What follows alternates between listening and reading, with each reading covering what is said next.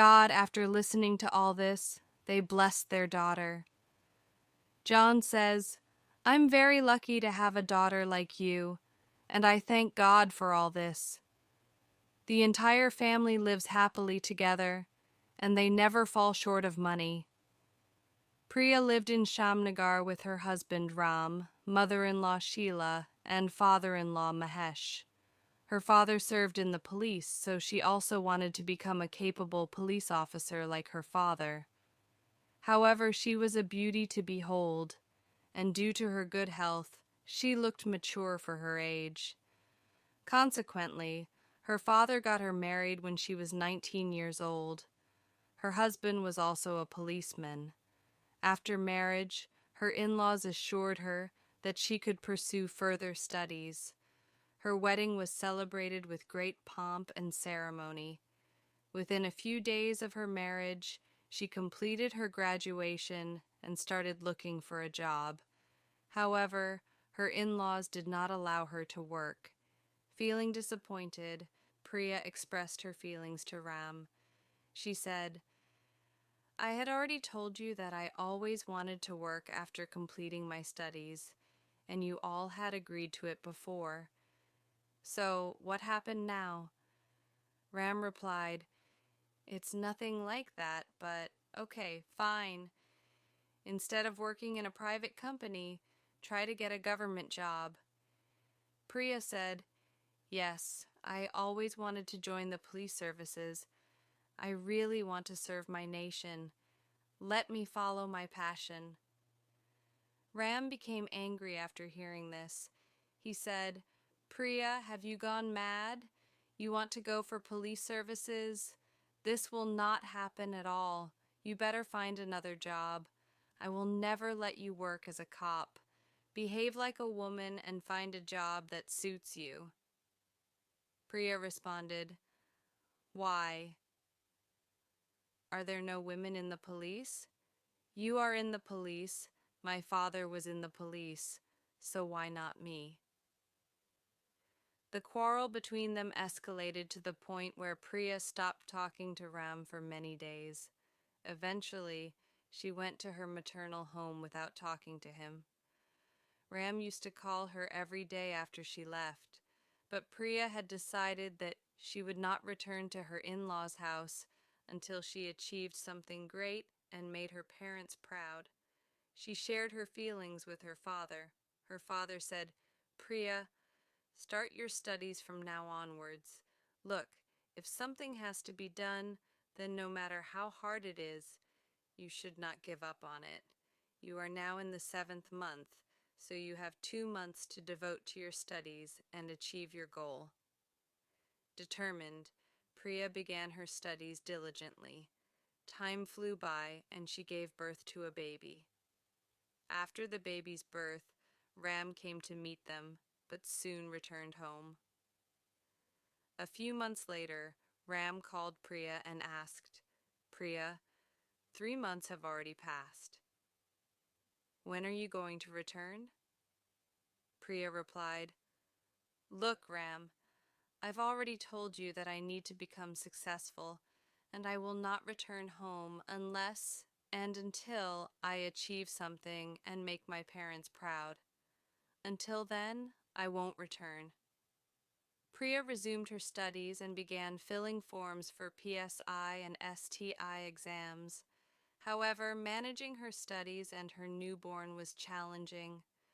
Priya's brother advised her, "Sister, your exam is approaching. If you stay here, you'll never be able to achieve your goal. Go to Pune and complete your studies. The baby is 6 months old, so our mother can take care of him." Following her brother's advice, Priya left her 6-month-old son with her mother and moved to Pune. Staying in a hostel, she studied day and night. When her friends asked her why she was working so hard, Priya said, "What else can I do? I have come here to fulfill my dreams. I've left my 6-month-old son with my mother. If I don't succeed, how will I face him?"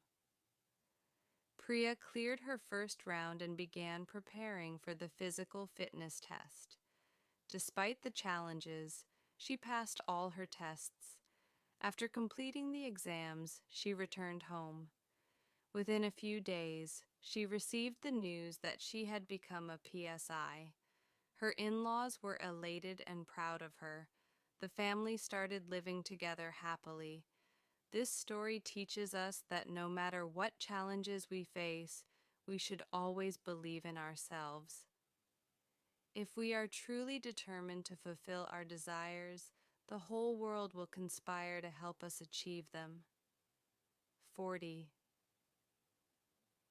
Make it come true. There used to be a man named John in a village called Satara. He was a very smart man. John had his own laundry shop, where he washed and ironed clothes for the villagers, which made him very famous. He received clothes from all the big houses in the village. John was assisted by his wife Rosa, and they had a daughter named Sarah. Sarah was a kind-hearted girl who always helped those in need. She never said no to anyone asking for help, and her kindness was well known in the village.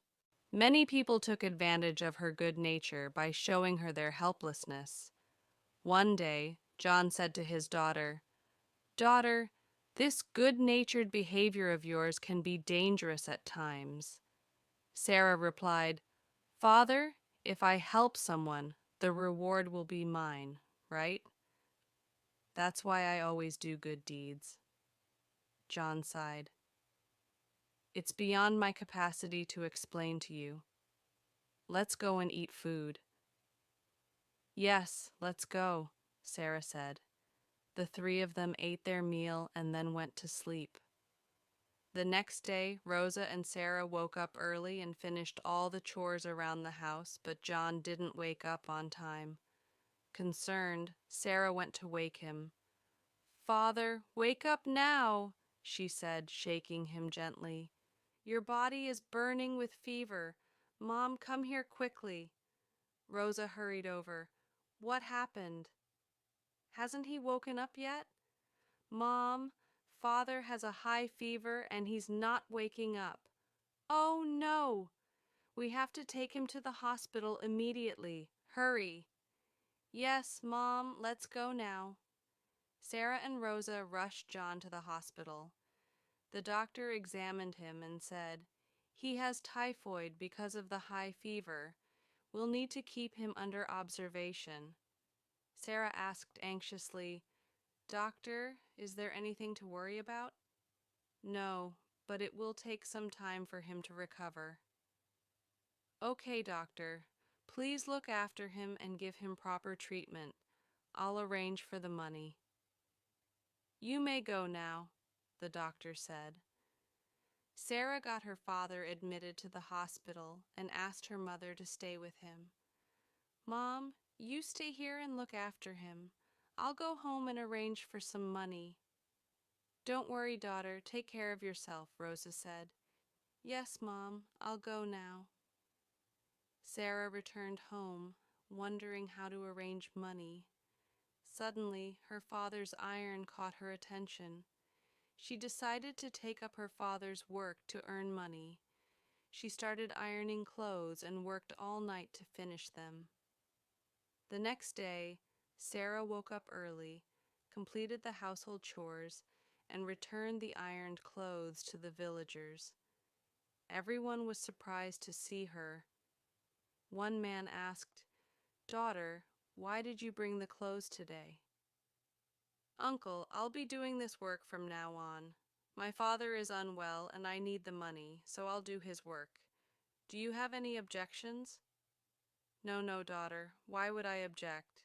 It's good that you're taking responsibility. But be cautious with people.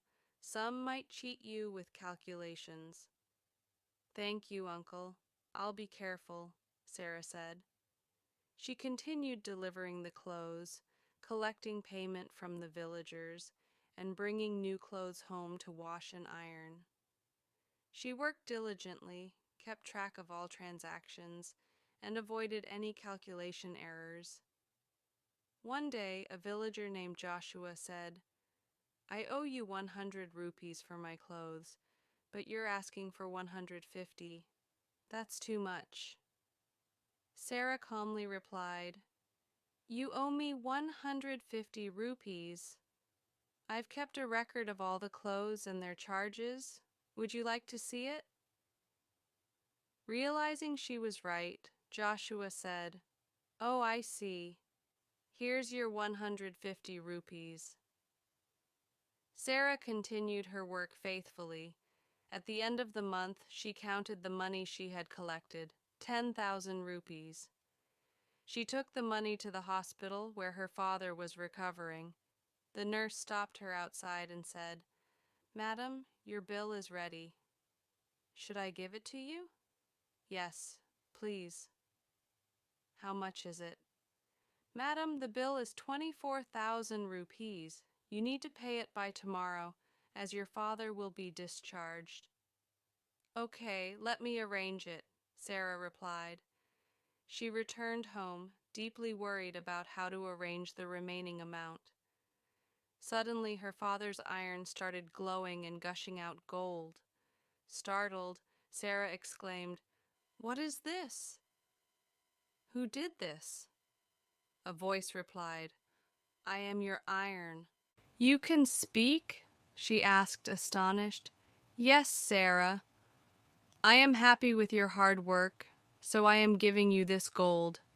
Use it to pay the hospital bills for your father. If you need more, just ask. You will never fall short of money.